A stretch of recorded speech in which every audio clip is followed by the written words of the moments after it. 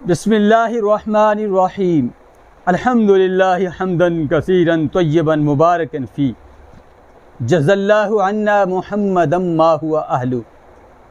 मेरी बहुत सी बहनें मुख्तलिफ़ औक़ात में फ़ोन करती हैं। सबसे ज़्यादा फ़ोन इस बात पर आते हैं कि बच्चे हमारी बात नहीं मानते या बच्चे सबक की तरफ तवज्जो नहीं देते, कोई ऐसा अमल बताएं।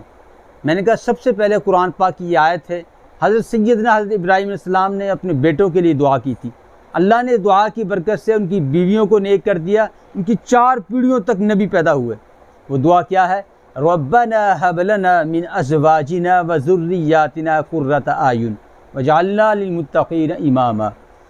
मैंने कहा इस दुआ को हर नमाज के बाद 3 दफ़ा बच्चों का जहन में तसव्वुर रख के पढ़ा करें। नंबर 2, अल्लाह पाक के जो अस्मा है सबसे ज़्यादा अल्लाह पाक को पसंद ये है कि मेरा बंदा मुझे मेरे नामों से पुकारे, मेरी बंदी मेरे नामों से मुझे पुकारे। वलिल्लाहिल अस्माउल हुस्ना फदऊहु, सारे अल्लाह के नाम अच्छे हैं।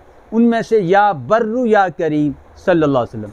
या बर कहते हैं अल्लाह इसको नेक बना दीजिए, या करीम अल्लाह इस पर करम फरमा दीजिए। या बर्रु या करीम सल्लल्लाहु अलैहि वसल्लम। जब हम दुआ मांगते हैं तो दरूद शरीफ इसलिए पढ़ा जाता है ताकि हमारी दुआ कबूल हो जाए, तो इसलिए मुख्तसर दरूद शरीफ आखिर में बताया है या बर्रु या करीम सल्लल्लाहु अलैहि वसल्लम।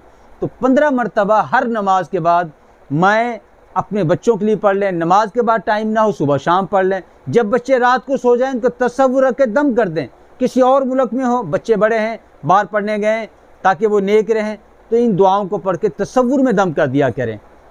रब्बना हब लना वाली दुआ और या बर्रु या करीम सल्लल्लाहु अलैहि वसल्लम।